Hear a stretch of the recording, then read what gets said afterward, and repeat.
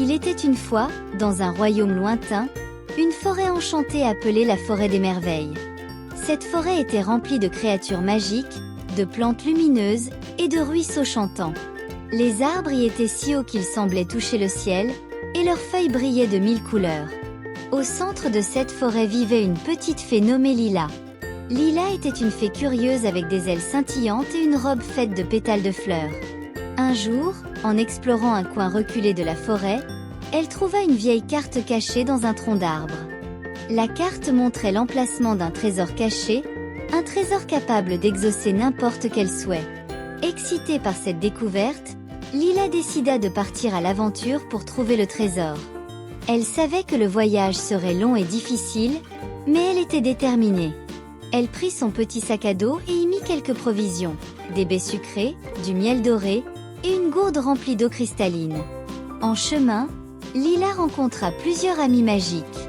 D'abord, il y eut Titou le lapin, qui avait une fourrure douce comme du velours et des oreilles qui pouvaient entendre les moindres bruits. Puis, elle fit la connaissance de Zoé la tortue, qui avait une carapace ornée de pierres précieuses et connaissait tous les secrets de la forêt. Ensemble, ils décidèrent d'accompagner Lila dans sa quête. Leur voyage n'était pas sans danger. Ils durent traverser une rivière tumultueuse sur un pont fait de lianes. Heureusement, grâce aux ailes de Lila et à la sagesse de Zoé, ils réussirent à traverser sans encombre. Plus loin, ils rencontrèrent une grotte sombre gardée par un dragon. Mais ce dragon n'était pas méchant, il était simplement très solitaire. Lila, avec son cœur pur, parvint à convaincre le dragon de les laisser passer en lui offrant une chanson enchantée. Après de nombreuses aventures, ils arrivèrent enfin à l'endroit indiqué sur la carte. Sous un vieux chêne centenaire, ils découvrirent un coffre en or.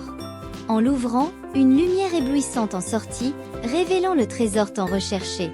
Un cristal magique capable d'exaucer un souhait. Lila réfléchit longuement à son souhait.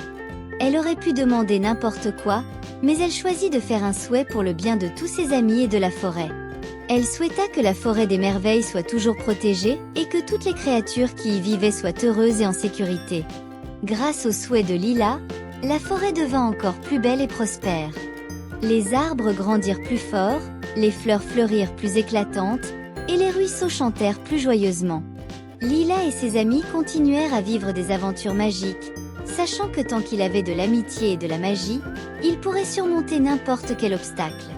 Et ainsi, la forêt des merveilles resta un endroit de joie et de magie pour toujours.